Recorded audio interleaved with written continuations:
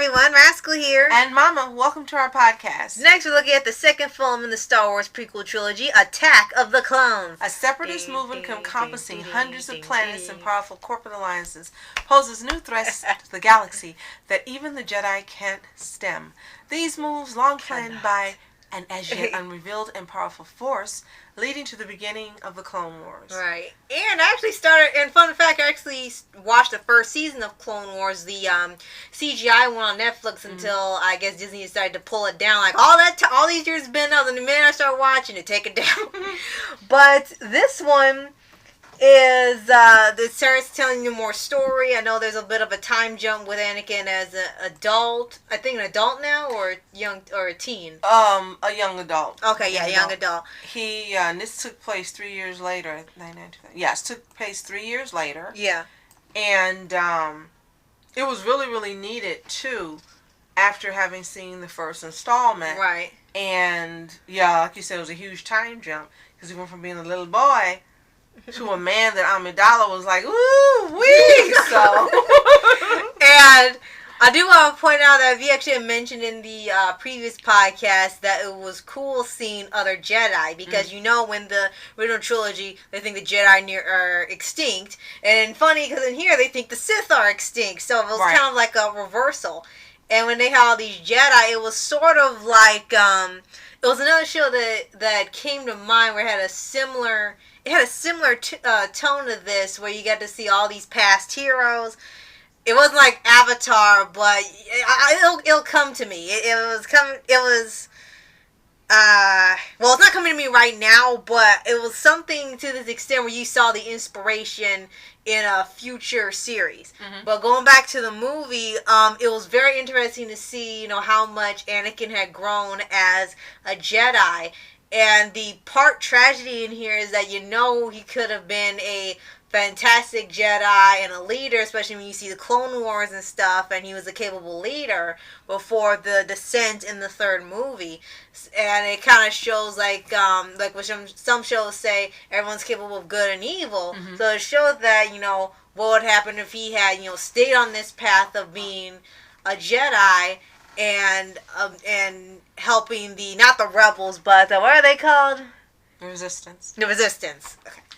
Yeah, it was also very interesting. Again, you're seeing the budding relationship between them. And I'm incorrect, and we were talking prior to, they did get married in this, and he did lose his hand in this one.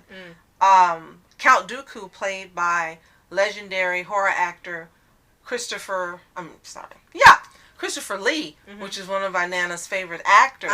He played Count Dooku, and he was very foreboding, very menacing. He did an excellent job. Again, you got to see more characters that we weren't familiar with. And Anakin became very prideful and very worried that they were going to try to stop his relationship with Padme.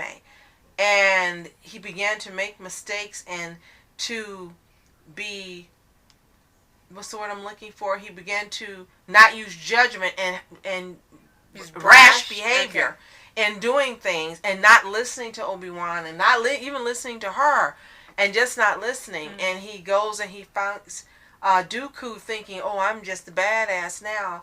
I'm going to win. Right. And then he got his first lesson in losing his hand. Right. But he didn't wake up to the lesson that he got with his brashness and his behavior. Right. So that, it's not as so much as a character development. Well, it's sort of character development, but then also, what's the word I'm looking for when it's the opposite of development? It it is a painful reminder, but what happens with the third movie is just like it starts to spiral down especially when he starts hanging out with Palpatine. Well, that's what I would say, spiraling, right? Yeah. And then you also find out that he learns his mother has been kidnapped and kept as a slave, and then he goes to her and finds out that the husband hasn't gotten her, and he, and then that rage and that anger grew in him, and when he wiped out all those people, that was the end. I mean, it was over for him when he willingly just killed them all, and it was no remorse, and he says, I killed them all, and it was like, Like, what? Padme should have been like, exit stage left. But no, she was just like, ooh, yeah. Anakin. Yeah, just love a guy who commits genocide. So that was the beginning of the end for him. When he took revenge on all the people. And, of course, all the people were not responsible for what happened to her. But, yeah, that was the darkness that had gotten a grip and a hold of him. And there really, at that point in time, until later, there was no coming back from. There was no redemption arc that was going to be possible because he killed all those people. Right. And he also began not to be controllable by the council, by the Jedi Council. Yes. He was no longer controllable in terms of, you do this, we're training you, you're still not, ready. I am ready. You're not ready. I am ready. And he just totally just stopped listening. I personally, now Hayden Christensen is in this installment. I thought he did a great job. And I know there'll be people that probably don't agree. But I think he lent to the role that amount of, I don't say innocence. He did not play the role like he was totally strong and confident. He gave the character vulnerability. And then you saw his descent and his confusion. He did it. I didn't think it was one layered. I didn't think that, as I read a lot of times, people say it, he couldn't act his way out of a paper bag. I thought he was great. I thought he did a great job. And especially in the next installment when he goes totally dark and he started showing anger and just a range. I thought he did great. I've also seen him in Jumper. I've seen him in other movies that I thought he was good. So and another thing I'd like to point out for actually two things, because the third one I'll say for the final movie in this prequel trilogy. One thing that really stood out for this trilogy was the setting. I mean, we already said that it looked very, even more vast than what they had in the original trilogy. But in this one, this is what kind of built up the standard when they have these futuristic alien world cities. This became the standard for a lot of sci-fi shows when they want to have futuristic alien cities. They all look the same and they all look like Star Wars. Like Samurai Jack had it. Different future movies had it, and they all, Wonder Over Yonder had it. Most of the time they all adapt from this movie, and I think because it stood out so well, it didn't look like anything else at the time. It didn't look like an alien planet, it didn't look like something from Earth. It just looked like something that you just hadn't seen before. And then the second thing was that when you were just talking about with Anakin just starting to really go down the dark path. If you think about it, this type of writing and the character or an arc has been in other shows and movies, but it's just not as the forefront as here. Like you probably think of that like through the beginning of Endeavor, because you know what Palpatine does with Anakin when it gets to the third movie. And I think that one's kind of like a parallel. Like you can see it being done. It was done in modern day with the anime. But I'll get to more of that in the third movie. Now also we get to see Yoda and Mace Windu, Samuel Jackson, play a bigger role in this movie. And they, they're telling Obi-Wan, no, there's something dark. Yoda says there's something dark or... Yeah, it's a great elusive, evil or dark, yeah. And there was something not quite right about him where they didn't want to give him full Jedi title, and authority. And they were like, there's just something not right about him. We can feel it. Trust us on this. And he's like, no. I can feel it and I know it, and he was meant for greatness, and he's the one.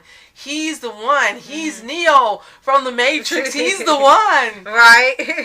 But they were right. They knew there was something not right about him.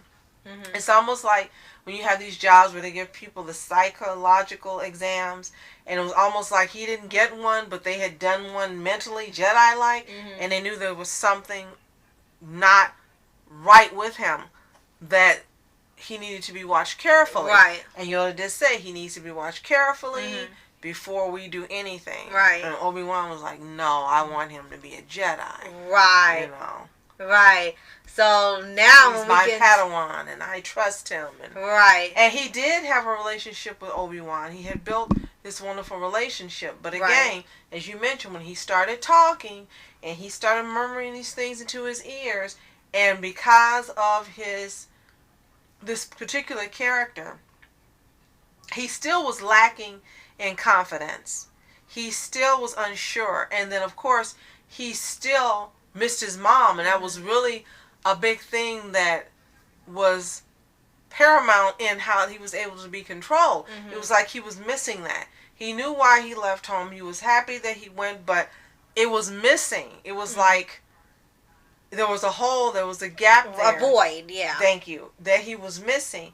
And suddenly Palpatine said, oh, I see what's going on here. Let me come in here and be a daddy figure.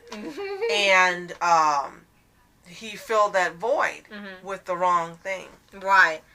So now, next time we get into the third one, we're definitely going to have quite a bit to say with the dramatic conclusion to the epic trilogy that people seem to not like. We had Darth Sidious, and we had Darth Tyrannus in here also. Again, we learned about more Sith. And Count Dooku. Well, you know, I mentioned him earlier. Yeah, very, very iconic, especially for the Clone Wars, too. But he played that role as he's played all of his roles. I remember seeing him in some of the older movies that our Nana watched, the vampire movies, and he always played the bad guy or a vampire or the evil one, and he just nailed this role perfectly. Right. And it was exciting to see him and knowing who he was. I'm like, oh my gosh, I know who that is. That's one of Nana's favorite horror actors. And then, knowing who he was and see him do it. So this, to me, was a great part. Again, more questions were answered I didn't know I had. And really learning and seeing how they unveil how Anakin went down the dark path and all the little things that were instrumental in the catalyst for his turn. And seeing how one of the main things was he didn't like to listen to authority. Right. That's what I really want to say before we end this. He didn't like listening to authority. I would like to say what's the word I'm looking for? With Obi-Wan, he humored him. That's what I'm saying. Humored him, yeah. He humored him. He still saw him kind of as a father figure too. But when he did not agree with the things he was doing, was telling him, be patient, be patient. He's like, what do you mean be patient? I've been training here for 10 years. What do you mean be patient? I'm ready. I should have been a Jedi before now. I was like, uh-oh. And you can see that personality trait that doesn't work well in positions of leadership and authority. And then you begin to see, oh, okay, this is what it stemmed from. So, sorry about my pauses. I wanted to find the words to aptly describe exactly what it is I wanted to say. As Rascal sits and stares at me and looks at me like, what's going on?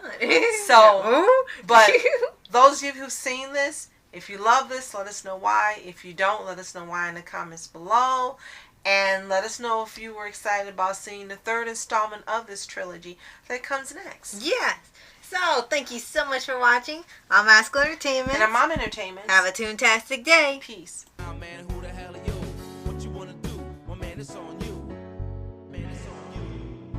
Put her in my dreams. She was my queen. A castle in the mountaintops, rivers and streams. Plucking sunlight from the sky in my pocket. Give it to you later on in the phone.